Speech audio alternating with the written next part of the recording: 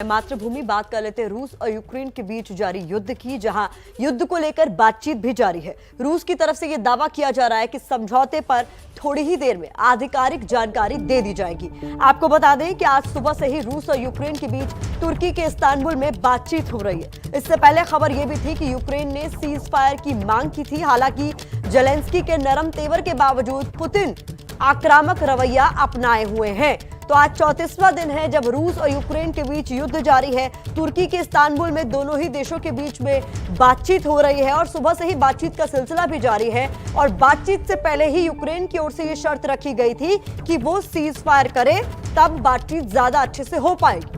तो रूस और यूक्रेन को लेकर ताजा अपडेट ये है कि दोनों ही तरफ से दावा किया जा रहा है कि समझौते पर थोड़ी ही देर में आधिकारिक जानकारी दे दी जाएगी। सुबह से ही आपको बता दें रूस और यूक्रेन के बीच तुर्की के इस्तांबुल में बातचीत हो रही है। इससे पहले खबर यह थी कि यूक्रेन ने सीज फायर की मांग की थी। हालांकि जेलेंस्की के नरम तेवर के बावजूद पुतिन आक्रामक रवैया अपनाए हुए हैं। हमारे सहयोगी नीरज राजपूत रशिया में ही मौजूद है। राजधानी मॉस्को से लगातार अपडेट आप तक पल पल का पहुंचा रहे हैं। नीरज, ये कहा जा रहा है कि कुछ ही देर में बयान जारी कर दिया जाएगा, लेकिन क्या बातचीत से हल निकलता हुआ नजर आ रहा है? क्योंकि दोनों ने ही अपनी अपनी शर्तें टेबल पर पहले ही सामने रख दी है। बिल्कुल, देखिए जो मेन जो शर्तें थी या मांग थी, जो रूस की मांग थी कि नाटो में शामिल ना हो यूक्रेन, उसको मान लिया गया है। क्योंकि खुद यूक्रेन के राष्ट्रपति ने पहले ही इस जो मीटिंग चल रही है अभी इस्तांबुल में, टर्की में चल रही है, उससे पहले ही कह दिया था कि वो तटस्थ रहेंगे, यानी न्यूट्रल रहेंगे और नाटो शामिल नहीं करेंगे। और दूसरा वो दोनेत्स्क और लुहांस्क के बारे में, यानी दोनबास का जो रीजन है उसके बारे में भी कह चुके हैं, जिसको खुद रूस के राष्ट्रपति पुतिन पहले इंडिपेंडेंट घोषित कर चुके हैं, आज़ाद घोषित कर चुके हैं। उसके लिए उन्होंने कह दिया कि दोनबास को वापस नहीं लिया जा सकता है। ये दो बड़ी मांगे थी और ये इन दो बड़ी कारणों की वजह से ही ये यूक्रेन का जो युद्ध हुआ है या स्पेशल मिलिट्री ऑपरेशंस जिसको रूस कहता है, वो किया गया था। अगर ये दोनों बड़ी बातें मान ली जाती हैं तो इसलिए माना जा सकता है कि आने वाले जो मीटिंग हो रही है इसका आउटकम जो होगा वो पॉजिटिव हो सकता है और जो युद्ध जो है वो रुक भी सकता है, ये माना जा सकता है। ये बड़ी अपडेट आप दे रहे हैं नीरज राजपूत कि अगर मीटिंग इसी तरीके से इसी राह पर चलती रही तो ये भी हो सकता है कि युद्ध खत्म होने का ऐलान कर दिया जाए। तो रूस यूक्रेन बातचीत से सीज फायर की उम्मीद जग रही है। ये इस वक्त की बड़ी खबर आपको बता रहे हैं।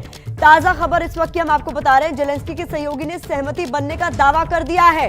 ये इस वक्त की बड़ी खबर है। तो जो यूक्रेनियन डेलीगेशन गया था उनकी तरफ से सहमति बनने का दावा, यानी इशारा इस ओर कि ये युद्ध खत्म होने की कगार पर है, माना जा सकता है। रूस यूक्रेन बातचीत से सीज फायर की उम्मीद कम से कम तेज हो गई है। नीरज राजपूत हमारे सहयोगी इस वक्त हमारे साथ मौजूद है। नीरज, जैसा कि आप कह रहे थे कि पॉजिटिव कुछ ना कुछ स्कोप नजर आ रहा है। अब अगर जेलेंस्की के सहयोगी जो कह रहे हैं वो ये कह रहे हैं कि सहमति बन रही है, तो माना जाए कि युद्ध खत्म हो सकता है। बिल्कुल आपने ठीक कहा। और अभी कुछ देर पहले ही जो रूस के जो रक्षा मंत्री हैं सर्गेई शोइगु, उन्होंने भी जो अपने आर्मी कमांडर्स हैं उनको संबोधित किया था और उसमें उन्होंने साफ तौर से कहा कि जो स्पेशल मिलिट्री ऑपरेशंस जो कि शुरू किए गए थे 24 फरवरी को, वो उन्होंने कहा कि ये सफल रहे हैं, यानी कि जो डीमिलिटराइज करने की जो कहा गया था कि यूक्रेन को, वो सक्सेसफुल रहा है। तो ऐसे में मान सकते हैं कि रूस भी मान रहा है कि उनका जो ऑपरेशन था या युद्ध था वो भी सक्सेस रहा है और जेलेंस्की भी मान गए, यानी कि यूक्रेन भी मान गया है। उनकी दोनों शर्तें मान गए, नाटो में शामिल ना होना और दोनबास इंडिपेंडेंट होना। तो ये अगर माना जा सकता है, तो अगर ये बातें मानी गई हैं और रूस भी मान रहा है, तो ये मीटिंग जो है कह सकते हैं कि एक सही दिशा में जा रही है, जिसमें आने वाले समय में दिनों में हो सकता है कि युद्ध रुक जाए और शांति बहाली हो सकती है। मीटिंग कितनी देर और चल सकती है नीरज, जिसको लेके जानकारी, क्योंकि जो सहमति बनी उस पर आधिकारिक बयान का इंतजार सभी को रहेगा। देखिए, ये जो मीटिंग थी ये 28 से 30 तारीख तक के लिए, कल तक के लिए थी। अगर उससे पहले ही सहमति बन जाती है तो उससे अच्छी कोई बात नहीं हो सकती है।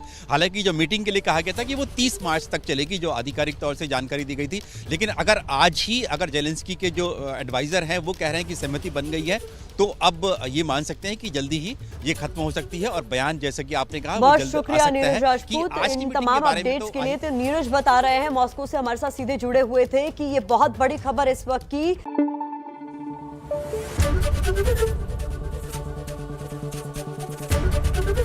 एबीपी न्यूज आपको रखे आगे।